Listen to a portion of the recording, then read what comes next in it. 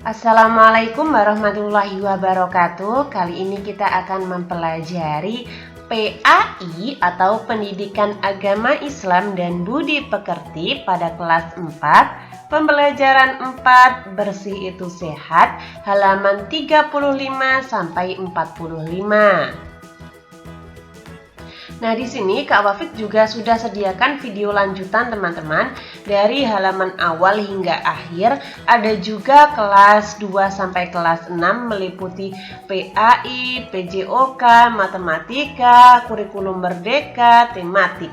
Kalian bisa lihat di playlist atau di channel Kak Wafik ya. Tapi jangan lupa like, comment, subscribe. Oke, kita mulai. Assalamualaikum anak-anak. Tahukah kalian apa arti bersih dan suci? Bagaimana melakukan wudhu yang benar? Bagaimana pula melakukan tayamum yang baik dan benar? Ayo ikuti pembelajaran ini. Insya Allah kalian akan mengetahui dan dapat mempraktekkan cara membersihkan diri dan bersuci yang baik dan benar. Mengenal arti bersih dan sehat. Bersih artinya bebas dari kotoran. Suci artinya bebas dari najis. Najis adalah yang menjadikan terhalangnya seseorang untuk beribadah kepada Allah Subhanahu wa Ta'ala, seperti terkena jilatan anjing, darah, kotoran, dan air urin. Najis pasti kotor. Kotor belum tentu najis. Misalkan terkena tanah, tinta cat, dan ludah. Bersih atau suci dibagi menjadi dua, yaitu bersih dari hadas dan bersih dari najis. Hadas ada dua lagi, yaitu hadas kecil dan hadas besar. Contoh hadas besar itu seperti mimpi basah bagi laki-laki dan haid bagi perempuan. Cara menghilangkan hadas besar adalah dengan cara mandi atau tayamum jika tidak ada air.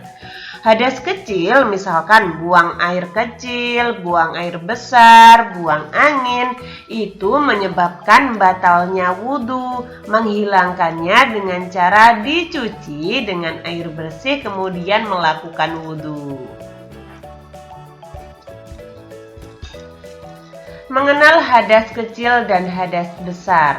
Hadas kecil itu meliputi buang air kecil, buang air besar. Nah, hal tersebut menyebabkan batalnya wudhu. Cara menghilangkannya cukup mudah, yaitu dengan cara dibasuh dengan air bersih lalu melakukan wudhu. Sedangkan hadas besar itu meliputi mimpi basah bagi laki-laki, menstruasi bagi perempuan. Nah, cara menghilangkannya adalah dengan mandi besar atau mungkin dengan tayamum jika tidak ada air. Jika kita akan sholat, badan dan pakaian dan tempat harus bersih dari kotoran dan najis. Cermati gambar berikut. Nah, kita sebelum melakukan sholat itu harus suci pakaiannya, suci badannya, tempatnya juga harus suci. Nah, sajadahnya ini suci, tempatnya ini suci, lalu bajunya juga, lalu badannya juga. Nah, seperti itu. Di luar sholat pun badan kita harus bersih. Bersih pakaian artinya segala sesuatu yang dipakai seperti baju, celana, topi, tas, sepatu, dan lain sebagainya itu bersih. Nah, lalu bersih tempat seperti ruang tamu, ruang dapur, tempat tidur, tempat makan, dan lainnya. Nah, karena kita itu harus bersih-bersih teman-teman ya. Karena bersih itu dapat menenangkan hati kita, menenangkan pikiran kita secara tidak langsung. Coba kalian praktekkan. Gemar membersihkan anggota badan. Nah, harus sikat gigi. Jangan lupa nah, ini membersihkan telinga, membersihkan kotoran-kotoran di sela-sela leher, memotong rambut. Nah, memotong kuku. Nah, seperti ini. Kita harus melakukan bersih-bersih. Cara membersihkan najis. Nah, membersihkan najis harus menggunakan air mutlak, misalkan air sumur, air hujan, air embun, air es, itu bisa teman-teman. Caranya, air yang datang dikucurkan ke benda najis, bukan najisnya yang dimasukkan ke dalam air. Nah, cebok atau membersihkan kotoran seperti tinja atau istinja adalah salah satu cara membersihkan najis yang sering kita lakukan. Cebok harus dilakukan setelah buang air kecil atau air besar. Cebok dapat menggunakan air, tisu, batu, ataupun benda kesat lainnya. Bila cebok menggunakan air, maka tangan kanan menyiram kubul atau dubur, sedangkan tangan kiri mengusap hingga bersih. Berdoa ketika masuk ke toilet sebagai berikut ini. Apakah kalian sudah mengamalkannya? Mari kita baca bersama-sama. Allahumma inni a'udzubika minal khubuthi wal khaba'is. Artinya, ya Allah, sesungguhnya aku berlindung kepadamu dari segala kejahatan dan kotoran. Maaf ya, di sini kalau Kak Wafik suaranya kurang jelas atau mungkin intonasinya kurang jelas karena di sini Kak Wafik sedang sakit. Jadi mohon dimaklumi ya, agak serak. Aku senang berwudu. Kalau kalian anak muslim yang baik, pasti senang berwudu, kata Pak Guru. Aku senang berwudu, Pak, kata Umi. Aku juga senang, Pak, timpal Fahmi. Oh iya, kalian semua pasti senang. Puji Pak Guru. Kalian pasti masih ingat sewaktu duduk di kelas 2 sekolah dasar tahun yang lalu. Ada pelajaran tentang wudhu. Nah, masih ingatkah kalian tentang wudhu? Wudhu adalah ibadah yang sangat penting. Kalau melakukan wudhu kita tidak benar, maka sholatnya tidak sah, teman-teman. Jadi kita harus mempelajari wudhu terlebih dahulu. Nah, ini caranya wudhu. Yang pertama, dianjurkan membasuh dua tangan hingga pergelangan tangan. Dianjurkan berkumur dengan sempurna.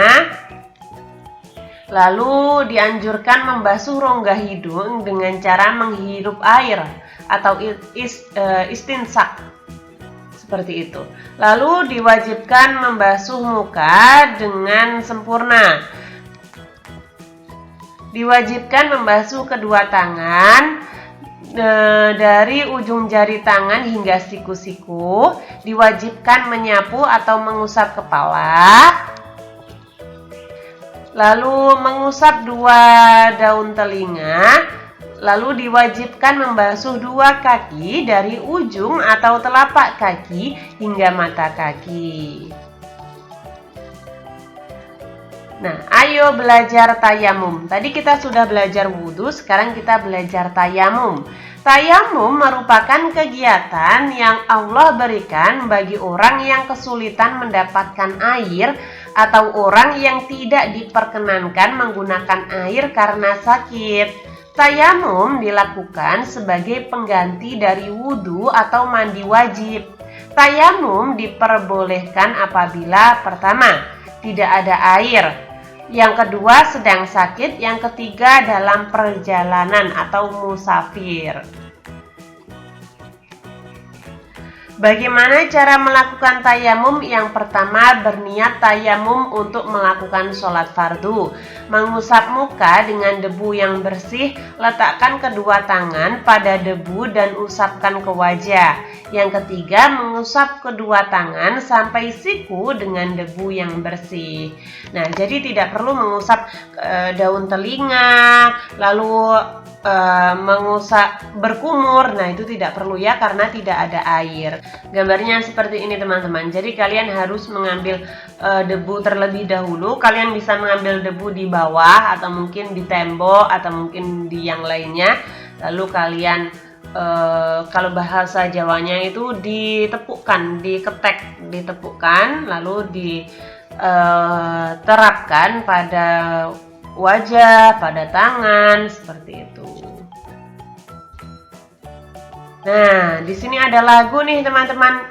Kak Wafik minta maaf ya, Kak Wafik itu suaranya agak kurang baik teman-teman. Jadi untuk nyanyian seperti ini Kak Wafik lewati ya. Kalian bisa menyanyikannya di rumah bersama orang tua kalian masing-masing.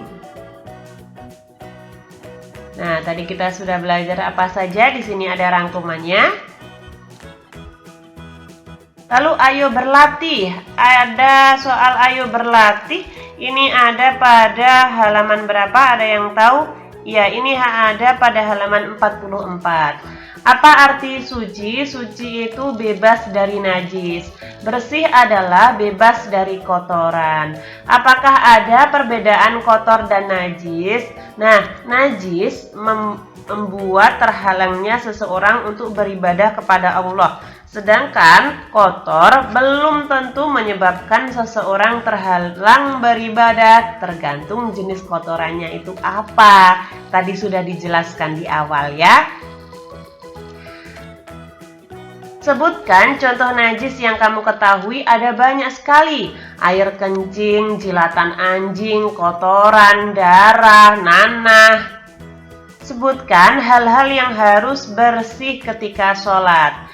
Harus bersih, pakaiannya harus bersih, badannya harus bersih, tempatnya juga harus bersih. Semua yang dipakai harus bersih, sebutkan contohnya. Baju, celana, peci, tas, sepatu, lalu apa tadi? Gelang, nah seperti itu ya. Apa yang dimaksud dengan hadas besar dan hadas kecil? Nah, hadas besar itu sesuatu yang menyebabkan seseorang harus melakukan mandi wajib.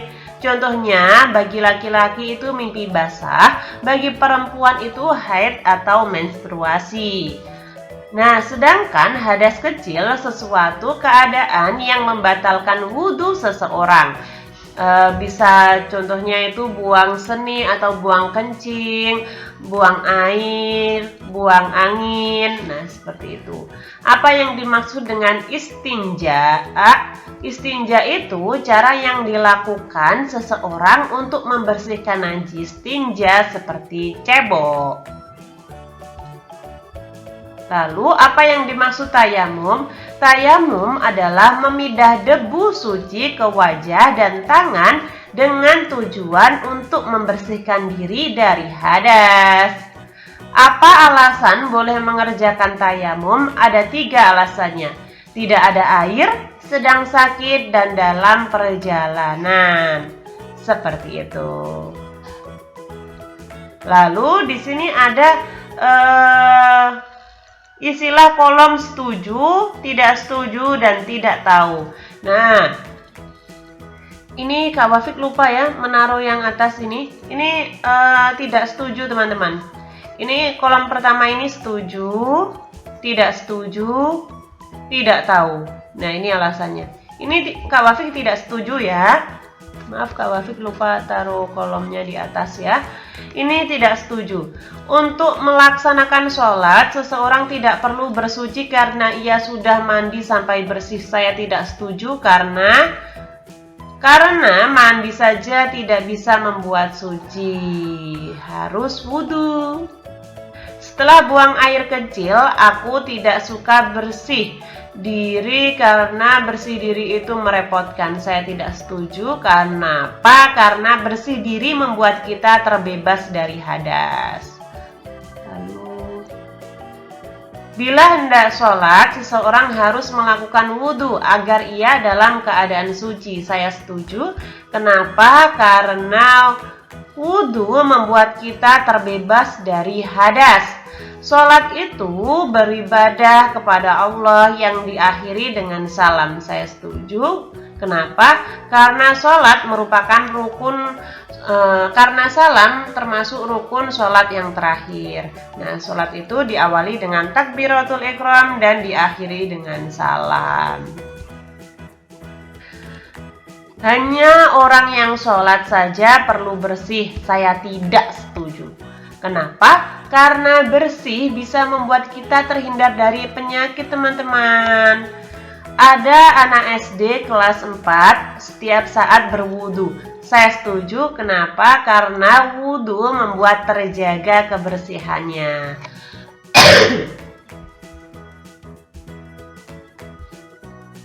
Melakukan wudhu tidak cocok dengan kesehatan. Saya tidak setuju. Kenapa? Karena wudhu membuat kita bersih. Justru kita harus wudhu. Melakukan wudhu boleh apabila bercanda. Melakukan wudhu boleh sambil bercanda agar tetap riang dan gembira. Nah, saya kurang setuju ini, teman-teman. Kenapa? Karena agar wudhu khusyuk dan niat terjaga. Kurang lebih seperti itu ya, teman-teman. Ketika teman-teman ada saran, masih kurang paham, atau mungkin Kak Wafik salah ketik, salah pengucapan, kalian bisa tulis di komentar agar Kak Wafik dapat memperbaikinya. Semoga bermanfaat. Wassalamualaikum warahmatullahi wabarakatuh.